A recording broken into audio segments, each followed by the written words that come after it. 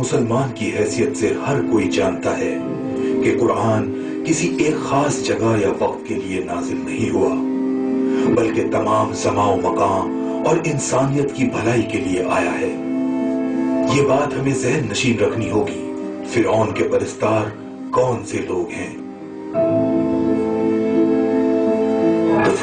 Free Mason وہ خفیہ society ہے جس نے ان خفیہ علوم کو راز میں رکھا اور موجودہ زمانے تک پہنچا ہے۔ جس اسٹرکچر کے تحت دنیا کے نظام کو چلایا جا رہا ہے، اس میں چند افراد اہم رول ادا کرتے ہیں۔ اس کی مثال روسی گڑیوں جیسی ہے۔ ایک گڑیا کے اندر کئی اور گڑیاں موجود ہوتی ہیں۔ میں اسے ایک جال قرار دیتا ہوں جس میں یہ سب فٹ ہو جاتے ہیں۔ یہ ایک علومناتی تنظیم کے ممبر ہیں جو اپنے آپ کو خفیہ علوم سے منور سمجھتے ہیں، وہ علم جو ہم لوگوں تک نہیں پہنچتا۔ اب تک یہ حقیقت سامنے آ گئی ہے کہ ایک مخصوص گروپ نے تاریخ میں اپنی سرگرمیاں جاری رکھی اور ان لوگوں نے فرعونیت کا سسٹم اپنائے رکھا۔ دنیا میں شہرت یافتہ افراد کی کثیر تعداد اس طرح کی رسومات ادا کرتی ہے جو تاریخ میں مصر اور بابل میں کرتی تھی۔ یہ سلسلہ لگاتار چلا آ رہا ہے، اس کا تسلسل کہیں نہیں ٹوٹا۔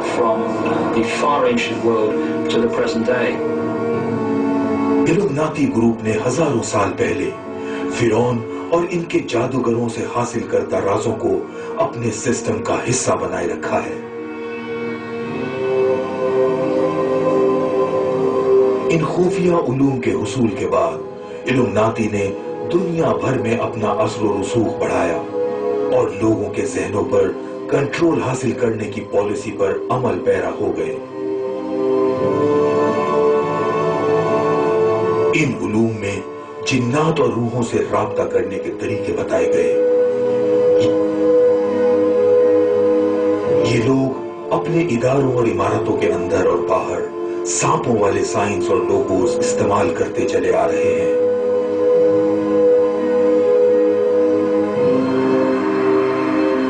ان کے اسکولوں میں جنات سے رابطے کی تعلیم دی جاتی ہے۔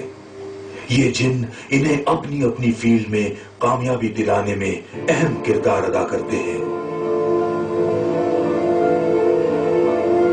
یہی وجہ ہے عالمی سطح پر اس گروپ کے لوگ دنیا بھر میں اعلیٰ عہدوں پر فائز ہیں۔ ورلڈ بینک کا سربراہ جیمز ولفنسن بھی اس نیٹ ورک کا ممبر ہے۔ جرمنی کا چانسلر، امریکی صدور کا تو ایک سلسلہ ہے، اسی طرح نیٹو کے سیکرٹری جنرلز بھی ہیں۔ بہت سے لوگ ان مشہور شخصیات کے ناموں سے واقف ہیں جو ان خفیہ تنظیموں سے وابستہ ہیں، جیسے کہ ہنری کسنجر، ڈیوڈ راکفیلر وغیرہ وغیرہ۔ لیکن ان کے علاوہ ہزاروں طاقتور ترین افراد بھی ان خفیہ تنظیموں سے منسلک ہیں۔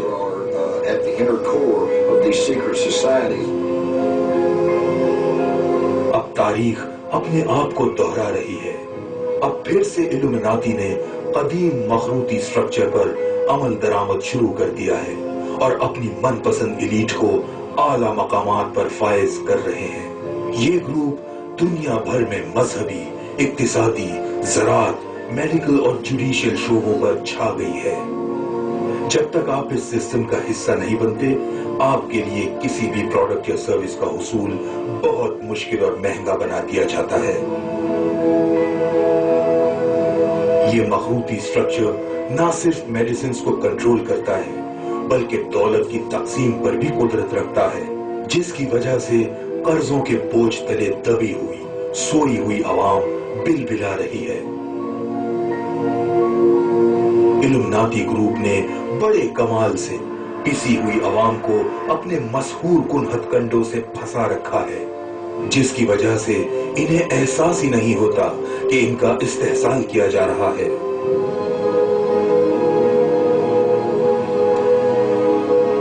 اس گروپ نے کالے علم کی بدولت حاصل ہونے والی قوت کا استعمال کرتے ہوئے فلم، ٹیلی ویژن اور موسیقی پر اپنا کنٹرول حاصل کیا ہے۔ یہ گروپ اس قوت کی بدولت لوگوں کے ذہنوں کو کنٹرول کرتا ہے۔ یہ ٹیکنیک غیر محسوس طریقے سے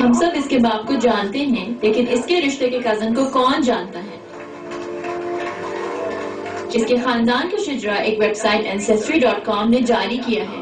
ڈک چینی ایک ایسا شخص ہے جو کسی بھی وقت صدر بن سکتا ہے۔ وہ در حقیقت بش کا کزن ہے۔ اس کی نویں پشت ڈک چینی سے ملتی ہے۔ ڈک چینی کا دور کا کزن براک اوباما بھی جارج بش کی 11ویں پشت سے ہے اور دور کا کزن ہے۔